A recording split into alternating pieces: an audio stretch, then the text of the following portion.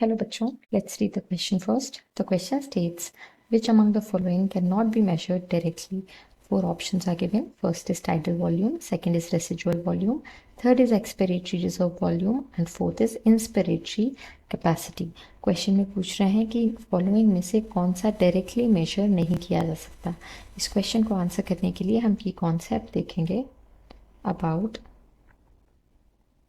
The lung volumes and their measurement. तो lung volume basically air का वो volume होता है या अमाउंट होता है जो कि ईच रेस्पिरेटरी साइकिल में लंग्स में मूव कर रहा होता है. तो अब यहाँ पर हम एक एक ऑप्शन में जो वॉल्यूम दिया हुआ है उसके बारे में डिस्कस करते जाएंगे, फिर उनके मेजरमेंट के बारे में देखेंगे. तो टाइडल वॉल्यूम जो होता है, जो फर्स्ट ऑप्शन में दिया हुआ है, that is the amount of air that moves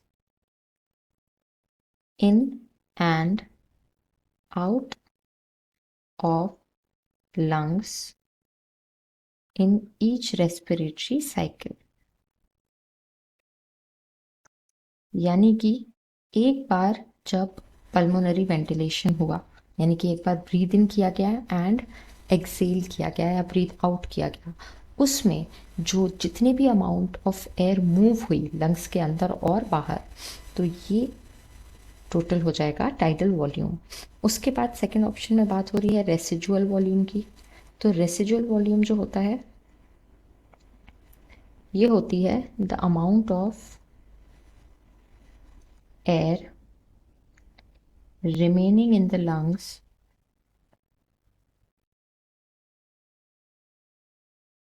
after maximum post expiration.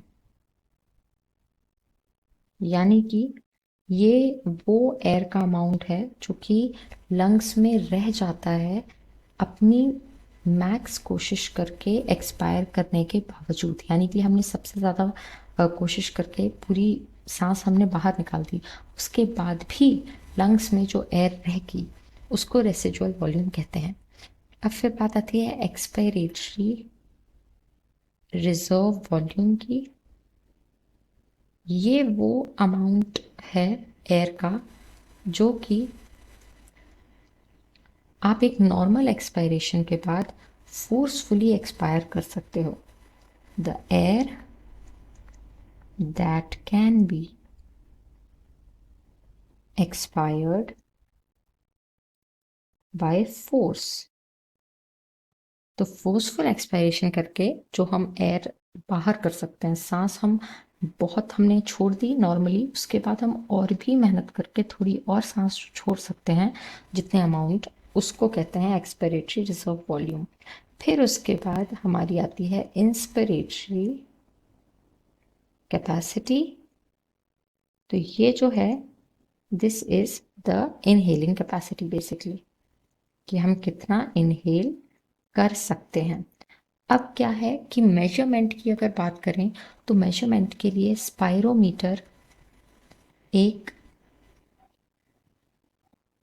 Instrument है जिससे कि लंग वॉल्यूम को मेजर किया जाता है, और इस टेक्निक को कहते हैं स्पायरोमेट्री. तो क्या होता है कि सारे तरह के लंग वॉल्यूम्स इससे हम नाप सकते हैं, एक्सेप्ट फॉर, एक्सेप्शन हो जाएगा रेसिजुअल वॉल्यूम, क्योंकि हम ये तो मेजर कर सकते हैं कि कितनी सांस छोड़ी गई, कितनी सांस ली गई, कितनी सांस थोड़ी और मेहनत करके छोड़ी गई, लेकिन एक टाइम पर लंग्स के अंदर कितनी एयर प्रेजेंट है ये हम डायरेक्टली मेजर नहीं कर सकते. हाँ, इसको कैलकुलेट किया जा सकता है by applying formula, but it can not be directly measured. तो ये ही हमारे क्वेश्चन का आंसर होगा. ऑप्शंस देखते हैं. फर्स्ट ऑप्शन में टाइडल वॉल्यूम है, तो ये तो हमने डिस्कस किया, रॉन्ग हो जाएगा. सेकेंड ऑप्शन में हमें अपना करेक्ट आंसर मिल रहा है रेसिडुअल वॉल्यूम, जिसको हम डायरेक्टली मेजर नहीं कर सकते by the technique of spirometry. बाकी ऑप्शंस जो हैं वो रॉन्ग हो जाएंगे। So the final answer will be option number B. Hope you understood it well. All the best.